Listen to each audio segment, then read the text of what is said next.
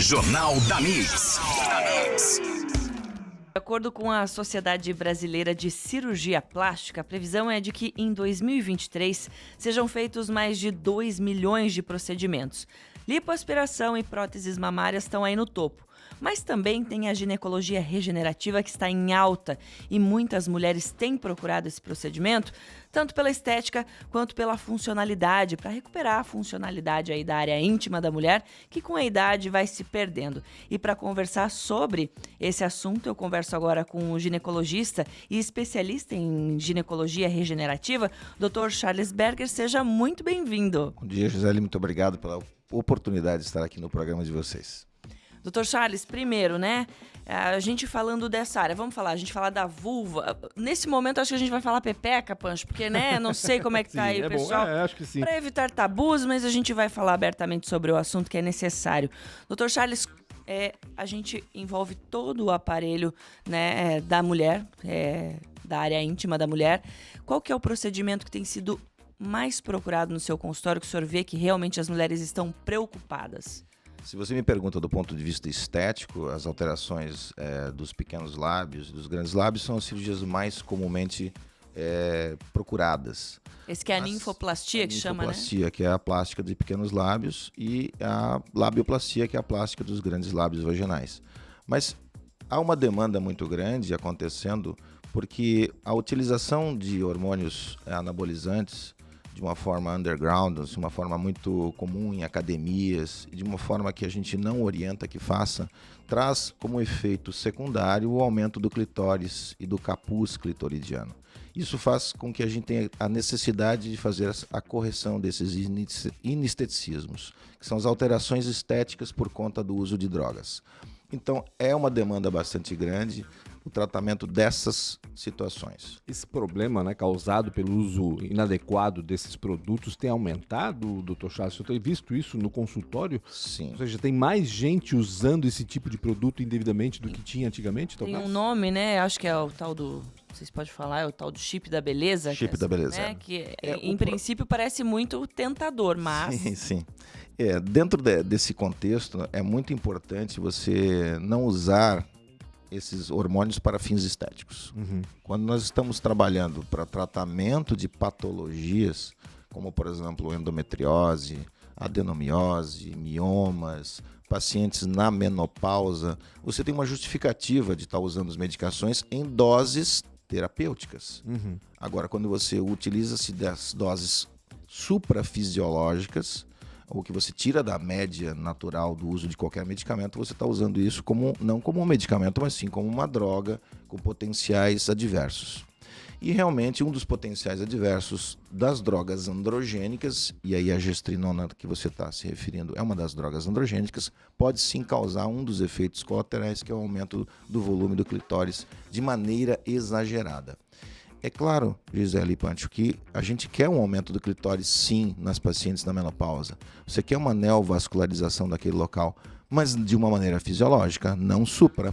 Portanto, a reposição hormonal orientada dentro de uma proporção fisiológica é saudável e é interessante. Uhum, mas sempre acompanhado por um médico, obviamente, né? É isso que é o problema. Especialista que tem expertise para fazer a prescrição da reposição hormonal de maneira adequada. Sim, o medo é que muitos... infelizmente, há um abuso e esse abuso acaba causando também transtornos para quem está trabalhando de forma correta. Sim, e a gente fala também muito, né, Dr. Charles, sobre a questão da estética, que, pelo que eu percebi, as mulheres vão muito mais pela estética por causa delas mesmas, não é pelo parceiro, mas... De repente, para colocar um biquíni, elas buscam essa estética nessa cirurgia. Elas se sentirem melhor, no caso. Autoestima, talvez. Vou dar um exemplo. Eu recebi uma menina de 12 anos acompanhada de sua mãe porque ela não queria mais colocar biquíni ou uma roupa que pudesse aparecer o volume da sua genitália. E, de fato, apesar de ela ser uma adolescente, ela já é uma paciente com potencial de tratamento cirúrgico para essa situação, porque fica muito desagradável no âmbito social, ela se sente exposta sem necessidade. Então, sim, essa paciente pode ser candidata, assim, apesar da tenra idade, de ser um tratamento cirúrgico de labioplastia. A gente percebe que não tem idade, então, se uma paciente de 12 anos, né, já pode se beneficiar, mas também a questão da idade. Eu falei da questão estética para chegar justamente nesse ponto da funcionalidade, né? Quais são as questões que trazem com o avanço da idade, tanto na questão física, né, estética, quanto no funcionamento? A idade muda o quê? Você pode ter alterações do colágeno vaginal, que são muito comuns hoje a partir dos 35, 40 anos. Então, uma paciente começa a ter uma atrofia vaginal. Essa paciente pode se beneficiar das terapêuticas atuais e de terapêuticas modernas, como a utilização de energia, como o laser, como a radiofrequência, como o eletromagnetismo. Então, há pacientes que têm necessidade de melhorar colágeno para poder ter um controle melhor da sua urina. Então, é muito frequente a paciente me dizer: olha, doutor, eu estou perdendo urina ao fazer um pequeno esforço físico, ao fazer uma academia. E isso, do ponto de vista social, é muito desagradável. Essa paciente não só pode prevenir situações como essa, como ela pode tratar situações como essa. E o tratamento ele é indolor, com a aplicação de um laser em 10 minutos. Você já tem uma resposta em 2 a 3 semanas de uma melhora significativa e em 2 ou 3 sessões de uma melhora total desses sintomas. É muito interessante que a paciente conheça essas tecnologias porque elas são realmente de uma recuperação praticamente imediata. 4 a 5 dias depois, a paciente pode fazer todas as suas atividades e não tem um downtime, uma recuperação que seja prolongada. Ela é quase imediata. É tabu ainda, Charles? A gente falou aqui no início da entrevista, né? Um assunto meio tabu e tal. Existe realmente, assim, muita receio, talvez, por parte da mulher de falar sobre isso, de procurar o médico para tentar se ajudar, né? No fim das contas, é isso que a gente está fazendo? É muito difícil as pacientes falarem abertamente sobre esses sintomas, mesmo quando vão a uma consulta ginecológica. Eu procuro estimulá-las e pergunto a respeito. Mas muitas vezes eu pergunto: como está a sua bexiga? Está funcionando bem? Ela me responde: sim, não está funcionando bem. A senhora não perde urina. Não, doutor, perder urina eu perco. Então, ou seja, não está funcionando tão bem assim. Significa dizer, na verdade, que ela... Isso acontece com os homens também, isso acontece com tanta gente. Exato.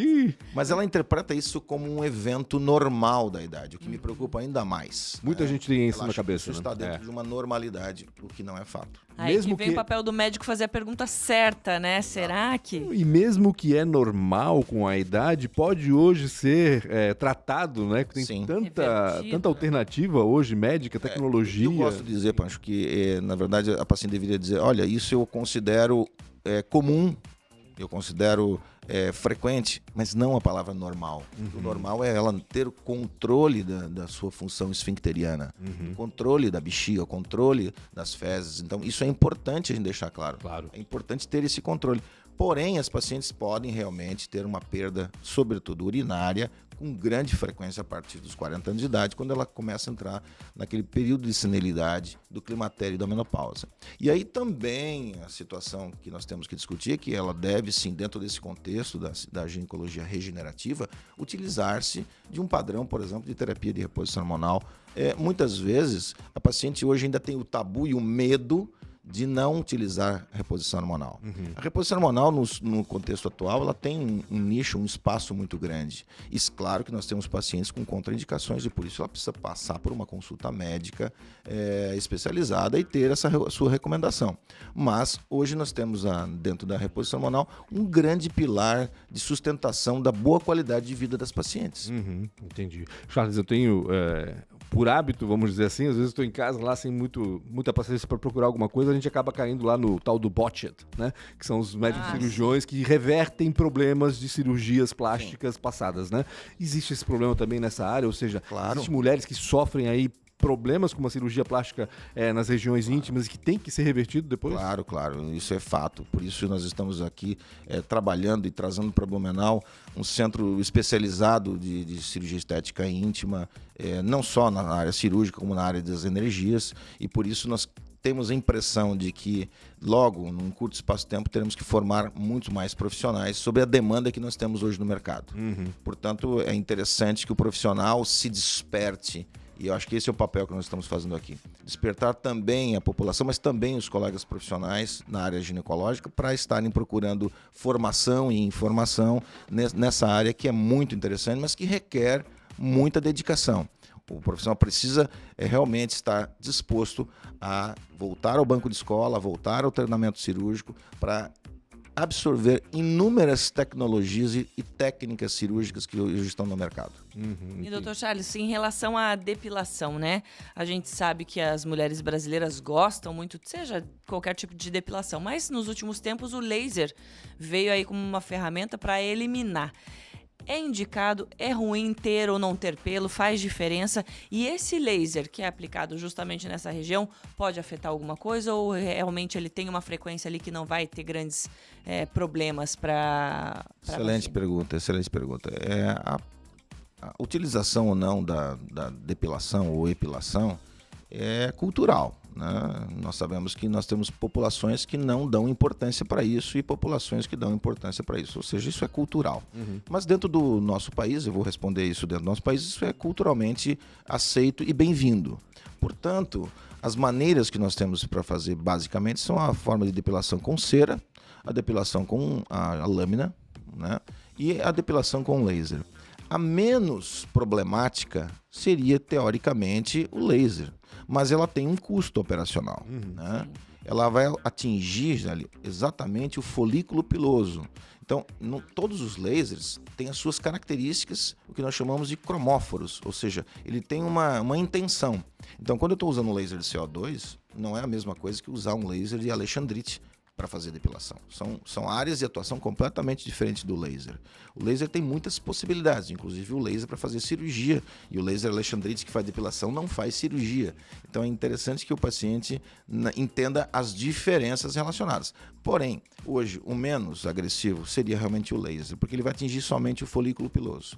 Quando você faz uma depilação com cera, a aplicação da cera quente, associada ao trauma da tração, faz com que realmente essa pele venha com o tempo a perder o seu colágeno. E além de perder o colágeno trazendo frouxidão, traz também escurecimento da parte íntima. Então isso é um problema. A lâmina é a forma mais barata e mais acessível, porém você tem que tomar muito cuidado com não reutilizar essa lâmina, porque no momento que você já utilizou, você já contaminou essa lâmina. Então se você reutilizar, você tem um risco de fazer as foliculites, ou seja, as infecções do tecido piloso dessa região vulvar, trazendo realmente problemas de manchas ou até de cicatrizes que vão ficar ao longo do tempo. E também escurece, né? Escurece também. Mas o escurecimento é uma questão estética, ou tem alguma questão aí? Não, somente estético, né? A paciente pode ter, às vezes, também pelo sobrepeso ou pela obesidade, o contato frequente, né, e rítmico daquelas regiões, e isso pode acabar depositando mais melanócitos. Entendi. Então, com o devido cuidado, não tem problema nenhum tirar a laser, porque o laser é uma questão mais permanente, né? Vai ter Sim. É mais cômodo depois. mas, né? Você tem que fazer uma manutenção, mas de uma certa forma ele é muito mais regular na sua realização e no tempo de duração do que os outros métodos. Eu pergunto porque há muito tempo se falava que não devia se tirar os pelos porque era uma proteção natural e aí, enfim. Mas acho que nos tempos que não se usava roupa, né? É uma questão polêmica e, de novo, né, Gisele, aí a gente volta para o âmbito cultural, né? Se você tiver em alguns países, talvez isso não seja nem discutido. Sim, exato. Não seja nem problema. Pelo é normal e fica, né? Mas no Brasil, um país que se usa bastante biquínis, e as pacientes têm um processo cultural bem diferente de alguns países, por exemplo, da Arábia, da Ásia. Então a gente sabe que aqui isso é um tema que precisa ser discutido e é possível sim fazer depilação com tranquilidade e com bons resultados. Maravilha. Doutor, para a gente encerrar aqui, qual seria a dica para cuidar da saúde íntima da mulher, para justamente evitar esse tipo de perder a funcionalidade e de quebra ainda cuidar da estética, né? Da região íntima da mulher. É importante que a paciente tenha bons hábitos de vida. E aí passa, inclusive, o que a gente estava falando hoje sobre sobrepeso e obesidade. Porque a própria obesidade pode fazer um aumento de pressão intraabdominal e fazer com que essa paciente tenha uma perda de urina mais cedo. porque a pressão intraabdominal aumenta. E aumenta a pressão, inclusive, sobre o sistema cardiovascular, etc. É importante que a paciente comece a perceber que determinados exercícios físicos podem ser demasiados para a região perineal. É preciso que ela tenha controle dessa musculatura, mas não sobrecarga, porque a sobrecarga aumenta o risco de distopias genitais, e dentre elas o prolapso da bexiga e a incontinência urinária. Então é muito importante que isso seja bem focado. E claro que essa paciente pode trabalhar futuramente no seu climatério e na sua menopausa, um bom tratamento de reposição hormonal para diminuir os riscos da perda do colágeno e da elastina local. E ela pode utilizar-se de ferramentas tecnológicas como laser, ultrassom macrofocado e radiofrequência para evitar ou até atenuar e resolver o problema da incontinência urinária e da atrofia vaginal. Maravilha. Dr. Charles Berger, ginecologista e especialista em ginecologia regenerativa. Obrigada pela sua participação aqui. Fala de um tema sensível, até a nossa audiência está aí dando parabéns pela sensibilidade no jornalismo, mas é para isso que a gente está aqui, trazer informação em qualquer área sem tabu. Excelente programa. Obrigado, Charles. Valeu, doutor. Jornal da Mix. Oferecimento. Uniaselv. É EAD. É semipresencial. É do seu jeito. Tarpan. A sua concessionária Toyota para Blumenau e Rio do Sul. Pensou Toyota, pensou Tarpan. Para poupar ou investir no futuro é simples. Escolha a Cressol. E Cooper Super. Compre online em minhacoper.com.br.